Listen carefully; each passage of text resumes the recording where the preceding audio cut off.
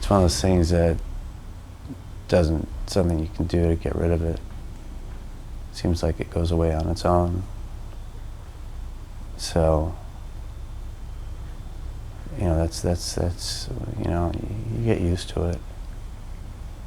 I mean, you don't have much of a choice, you know.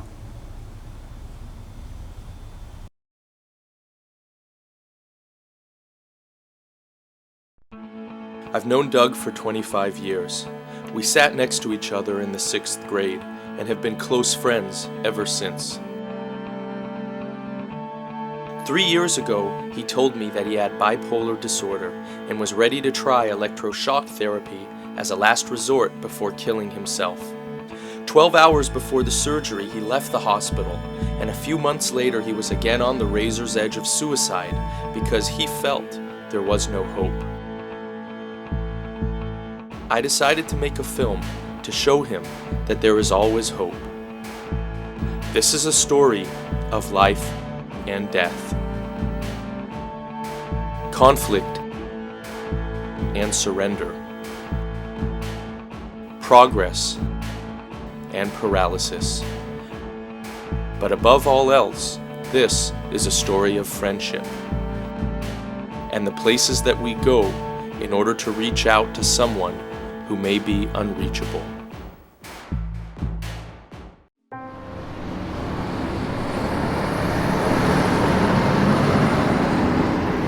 Last summer, Doug talked about doctors in general and why he felt that Dr. Cancro was different.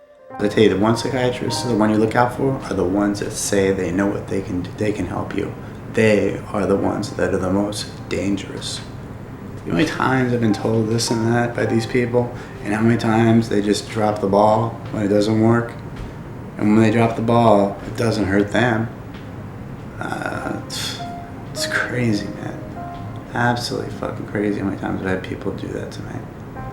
Cancro, the first time I met him, he said to me, "Your head is on fucking backwards." And I know there's a good fact. I cannot help you. He looked me right in the face and I said, at least this guy is telling me the truth.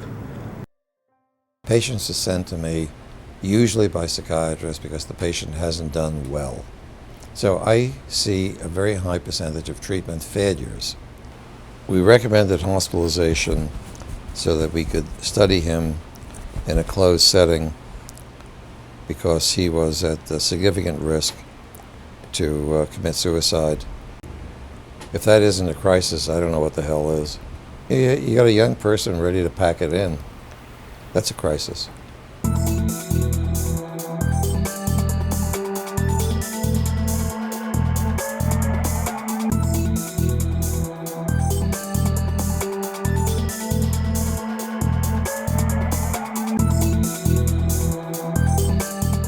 Innings go on, the volume goes up, you know, not much space. It seemed like you kind of shut down. I mean, the Yankees started losing. Nothing to do with the Yankees losing. Nothing to do with that. So people just started cheering. It was getting kind of late, and you just kind of. I just can't make it through. That's why I don't go to games. It's probably a good idea that we just took off when we did that, I think. Yeah.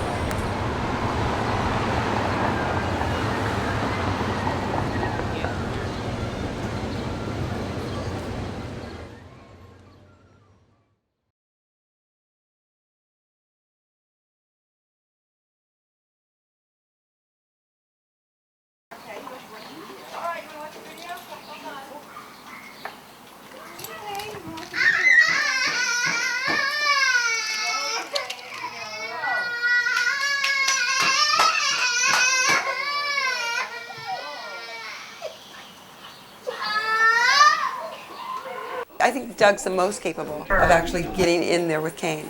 More than me, more than anyone I've ever seen. He can go right in there. And Doug has patience. He doesn't get upset. He doesn't get mad at Kane. God. No. Kane feels when people are reaching out to him. He's not capable of coming over here to this side. When somebody's in with him, it's like walking into Kane's room.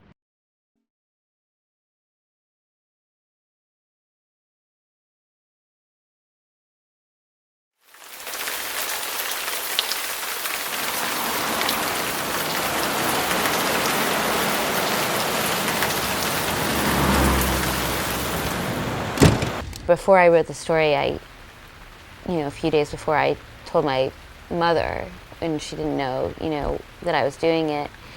And she said, "Oh no, don't do that." And I was like, "Well, why shouldn't I do that?" And she said, "Well, you're at the age where people are going to be looking, a young man is going to be looking to marry you, and you really, don't want to have, this disadvantage." How did that make you feel when she said that? Totally horrible, so ashamed to expose a family secret or to just be the odd person out. You wonder, what reaches of your mind you haven't gotten to yet. Like what else is in store in the future for you? There's been a lifting of the taboo of depression, obviously. So everybody's depressed. It's fine to say that. But to say bipolar means, people still think schizophrenic. I mean, I can't tell you how many people would ask me, well, what is that? It's like, it's manic depressive. Why? How do you not know that? I'm wondering if we can play a little bit of the DVD and let Vanessa get an idea of who Doug is. I remember my stepmom used to say to me when I was younger, "Oh, you don't know what it's like to be in love." And I was like, the love I had when I was 16 is probably as strong as love as you could ever find. You couldn't get any stronger than that. When you're 25, 26, 27, every time you kiss a girl, you're kissing that girl plus every other girl you've kissed, and that girl's doing the same thing you have. When you're young, you don't have that. And there's something totally beautiful and pure about that. And you'll never have it again. But as a kid, they never tell you that. They just lie to you and lie to you and lie to you. So you wait till you get older, then you'll understand. But there is something to understand when you're older.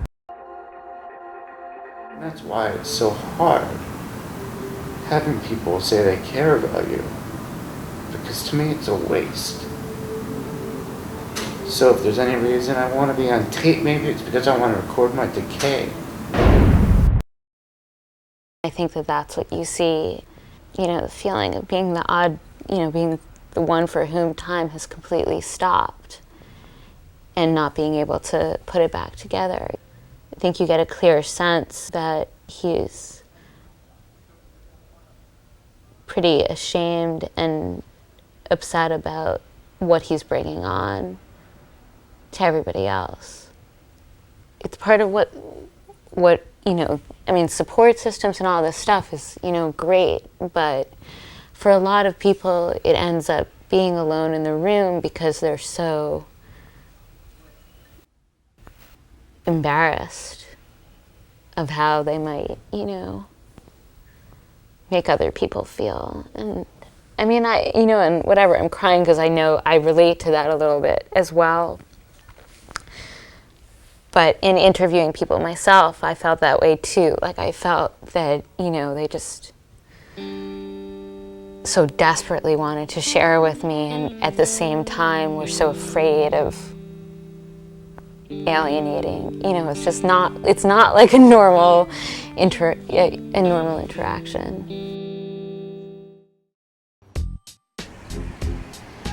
The next day, I went to Washington Square Park in the heart of Greenwich Village to meet with Doug and two of his closest friends. I know what's going on in your life. I know what's going on in life is a very serious life and death issue, okay? Yeah, of course. I understand that. But I have to believe in my heart and soul, you have an illness that needs to be treated, okay?